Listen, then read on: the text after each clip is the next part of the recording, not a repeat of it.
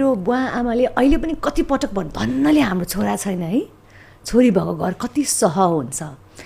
हामी घरमा फुल ल्याउँछौँ, सजाउँछौँ, म्युजिक लाउँछौँ, मान्छे आउँदा यो गरौँ न, यसरी खाउँ न, यो गरौँ, यो गर्छौँ, कति रमाइलो हुन्छ कि विश्वदाई। छोरी भएको घर र छोरा भएको घर चाहिँ अलिक फरक हुन्छ भनेर भन्छु म। मेरो कतिजना केटा साथीहरू, मिल्ने केटा साथीहरू छन् होइन। मेरो मामुलाई मैले केही किनेँ, मैले ड्रेस किनेँ भने मेरो मामुलाई पनि किनिदिन्छु कि मामु अहिलेको एस्थेटिक यो है, तिमी यो गर, यो लाऊ। अनि तिम्रो मामु त कस्तो फेसनेबल है भनेर भन्छन् कि मलाई केटाहरूले। अनि तिम्रो घरमा छोरी छैन नि त, आमालाई यो लाऊ त्यो लाऊ, बुवालाई यो ट्रेन्डिङ छ यो लाऊ भन्ने छैन नि त तिमीहरूको कोही पनि। हाम्रो दुइटै छोरी। मेरो बुवा आमा कति खुसी हुनुहुन्छ, छोरा छैन, छोरा त छोरी नै रहेछ, छोरी लक्ष्मी। मैले कहिले काहीँ थाकेर जान्छु अनि मेरो पापालाई, पापा मेरो खुट्टा थिच्छु न भनेर भन्छु कि।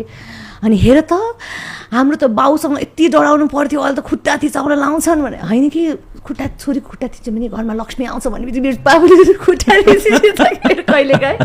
यस्तो राम्रो सेफ स्पेस हो त्यो र त्यसमा कति खुसी भेट्छु। त्यस्तो छ हाम्रो सोच चाहिँ।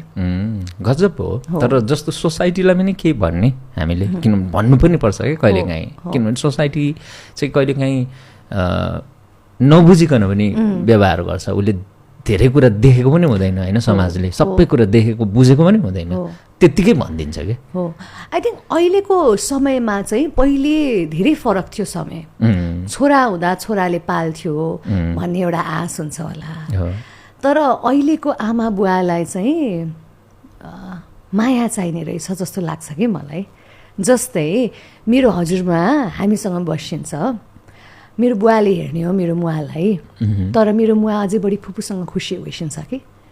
त्यसलाई के भन्ने त विश्वदाई, छोरीको मायामा ममता हुन्छ कि छोराको माया भन्ने रिस्पोन्सिबिलिटी हो।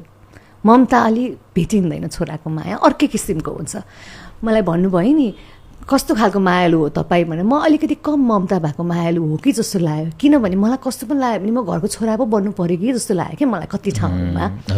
सो अहिलेको समयमा छोराछोरी भन्दा पनि सन्तानलाई शिक्षा चाहिँ राम्रो दिनु, स्कुलको शिक्षा होइन कि एथिक्सको भ्याल्युको शिक्षा दिनु, एउटा प्रिन्सिपल बनाउनु। उसले मान्छेले हेरिरहँदा धेरैले राम्रो कुरा गर्छन्, तर जब कसैले देखेको हुँदैन नि, जब तिमी कुनै राम्रो कुरा गर्छौ भने त्यो चाहिँ क्यारेक्टर रहेछ कि।